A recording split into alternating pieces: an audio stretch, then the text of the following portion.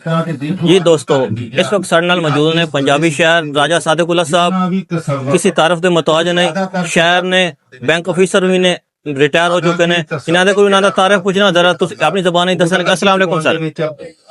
राजा सादिकुल्ला मेरा नाम है जी ठीक दस दिता जिस तरह जी बिल्कुल मैं अपना जरा फखर लेना इस गल तक मैं पंजाबी शायर हाँ। ठीक हो गया माशाल्लाह। 1985 तो उससे पहले मैं उर्दू देखता था। जी जी मैं अपने आप ना सौं खाती ठीक हो गया कि सिर्फ पंजाबी च लिखना है। क्यों साडे बहुत सारे पंजाबी मंटो इकबाल फैज जी जी बिल्कुल वो है पंजाबी च लिख के लिखिया उर्दू दे विच जी ठीक हो तो उर्दू ਨੂੰ ਨਾ ਬਹੁਤ ਅੱਗੇ ਕੀਤਾ ਤੇ ਪੰਜਾਬੀ ਜ਼ਬਾਨ ਸਾਡੀ ਪਿੱਛੇ ਰਹਿ ਗਈ। जी ठीक ਬਾਬਿਆਂ ਦੇ ਬਾਅਦ ਜਿਹੜੇ ਸਨ ਵਾਰਿਸ ਸ਼ਾਹ ਹੋ ਗਏ ਜਾਂ ਮੁਹੰਮਦ ਬਖਸ਼ ਉਹਨਾਂ ਦੇ ਬਾਅਦ ਵਿੱਚ ਕੋਈ ਖਾਸ ਮਜ਼ਾ ਆਇਆ ਨਹੀਂ। जी बिल्कुल ਇਸ ਵਾਸਤੇ ਮੈਂ ਪੰਜਾਬੀ ਚ ਰੱਖਣਾ ਜੀ। ठीक हो गया ਦੋ ਕਿਤਾਬਾਂ ਨੇ ਮੇਰੀਆਂ ਜੀ, ਠੀਕ। ਪੰਜਾਬੀ ਸ਼ਾਇਰੀ ਦੀਆਂ ਠੀਕ ਹੈ। ਪਹਿਲਾ ਪੂਰ जी जी ਦੁੱਬ ਕਣੀ ਤੇ ਦੋ ਹੋਰ ਸ਼ਬਦੀਆਂ ਪਈਆਂ ਨੇ ਇੱਕ पहला पूर तो दूसरी ਦੁੱਬ ਕਣੀ धुप कणी धुप कणी। हाँ पहला पूर और धुप कणी ਦੁੱਬ ਕਣੀ ठीक हो गया माशाल्लाह। ਤੇ ਬਾਕੀ ਦੋ ਛਪੀਆਂ ਪਈਆਂ ਨੇ ਉਹ ਜਿਹੜੀ ਸ਼ਾਇਰੀ ਦੀ ਹੈ, ਇੱਕ ਨਸਰ ਦੀ ਹੈ। जी जी ठीक ਇਹ ਹੁਣ ਮੇਰੇ ਹੱਥ 'ਚ ਕਿਤਾਬ ਹੈ। जी जी आप देख सकते हो कि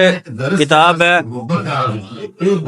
पहला पूर किताब है। ਉਹਦਾ ਅੰਗਰੇਜ਼ੀ ਤੁਸੀਂ ਉੱਤੇ ਪੜੋ जी जी ਅਗਰ ਤਾਂ ਉਹ ਮੈਨੂੰ ਇਜਾਜ਼ਤ ਦਿਓ। जी जी सर आप दसो The fragrance of seven color। जी जी the fragrance of seven Seven colour colour। जी जी ठीक हो ਇਹ गया ਕਿਤਾਬ ਹੈ। ਇਹ ਕਿਤਾਬ ਦੇ ਕਮਾਲ ਕੀ ਹੈ ठीक हो गया जी ਕਿ ਤਰੇ ਸਕ੍ਰਿਪਟ ਚ ਤਰੇ ਲਿਪੀਆਂ ਚ जी ठीक हो गया ਅੰਗਰੇਜ਼ੀ ठीक हो अंग्रेजी ਮੁਖੀ जी ਯਾਨੀ ਕਿ ਪਰਸ਼ੀਅਨ ਸਕ੍ਰਿਪਟ ठीक हो गया ਤੇ ਤੀਜਾ ਗੁਰਮੁਖੀ। गुरमुखी ਇਹ ਕੋਸ਼ਿਸ਼ ਹੈ ਕਿ ਜਿਹੜੀ ਕਲਚਰਲ ਲਿੰਗੁਇਸਟਿਕ ਜਿਹੜੀਆਂ ਬਾਉਂਡਰੀਜ਼ ਜੀ, ਜੀ। ਨੇ ਜ਼ੁਬਾਨ ਦੀਆਂ ਉਹਨਾਂ ਨੂੰ ਕ੍ਰਾਸ ਕਰਕੇ ਦੁਨੀਆ 'ਚ ਫੈਲੇ। ठीक हो गया ਇਹ ਪਹਿਲੀ ਕਿਤਾਬ ਹੈ ਤਿੰਨਾਂ ਚੀਜ਼ਾਂ 'ਚ ਹਿੰਦੁਸਤਾਨ ਪਾਕਿਸਤਾਨ ਇੰਗਲੈਂਡ ਕੈਨੇਡਾ ਹਰ ਜਗ੍ਹਾ ਪਹਿਲੀ ਕਿਤਾਬ ਹੈ ਇਸ ਤੇ ਇਹ ਕੋਸ਼ਿਸ਼ ਹੈ ਤਾਂ ਕਿ ਪੰਜਾਬੀ ਜ਼ੁਬਾਨ ਤੁਸੀਂ ਦੁਨੀਆ ਦੇ ਦੂਸਰੇ ਅਦਬ ਦੇ ਮੁਕਾਬਲੇ 'ਚ ਰੱਖ ਸਕੋ। जी बिल्कुल ਉਹਦੀ ਸ਼ਾਇਦ ਕੋਈ ਰੱਖ ਸਕੋ।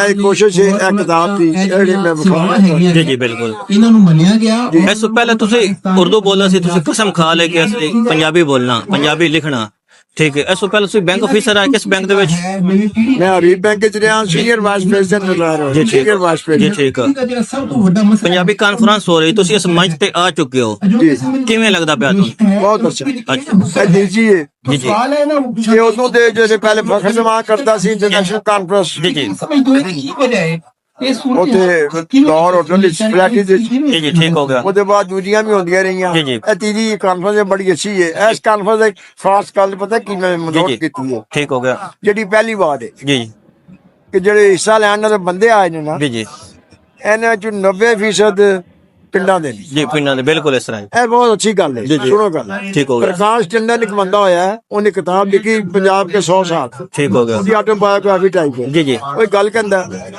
ਕਿ ਲਾਹੌਰ ਹਰ ਪੰਜਾਬੀ ਦਾ ਦੂਜਾ ਘਰ ਹੈ बिल्कुल इस तरह ਭਾਵੇਂ ਉਹ ਮਿੰਜਣਾਬਾਦ ਦਾ ਹੋਵੇ जी जी ਭਾਵੇਂ ਮੀਆਂ ਵਾਲੀ ਦਾ ਹੋਵੇ जी ठीक हो गया ਉਹ ਲਾਹੌਰ ਨੂੰ ਆਪਣਾ ਸਮਝਦਾ ਹੈ। ठीक हो ਤੇ गया ਇਹ ਬਹੁਤ ਚੰਗਾ ਲੱਗਾ ਜੀ, ਜੀ।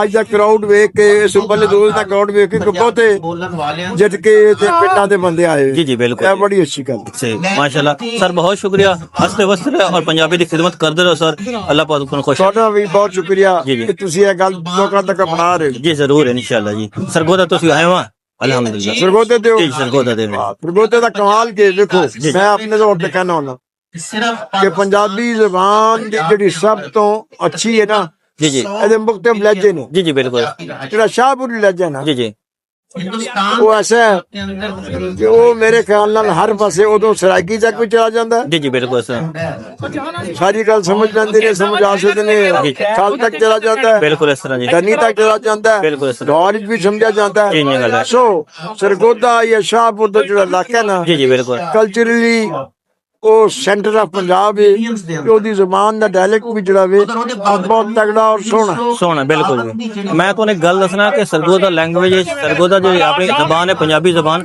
उस दे विच जेहड़े अल्फाज है ना वो बड़े अच्छी तरह और साफ सुथरे अदा होंदे ने। ਸਾਹ ਬੜੇ ਉਚਾਰ ਕੇ ਬੋਲਦੇ जी बिल्कुल इस तरह। ਘੋੜਾ ਕਹਿਣਾ ਹੈ, ਘੋੜਾ ਨਹੀਂ ਕਹਿਣਾ ਘੋੜਾ। गोड़ा ही गल बिल्कुल ਹਾਂ ਬੈ ਵਾਂਝੇ ਕਿੱਦੇ ਪੇ ਵੰਦੇ ਹੋ जी हाँ जी ਕੀ ਖਾਂਦੇ ਹੋ ਕੀ ਪੀਂਦੇ ਹੋ ਮਤਲਬ ਪੂਰਾ ਲਫ਼ਜ਼ ਉਚਾਰ ਕੇ ਸੋਹਣਾ ਕਰਕੇ। जी बिल्कुल तो बहुत ऑल द बेस्ट। जी बहुत शुक्रिया सर बस हंसते बसते रहो।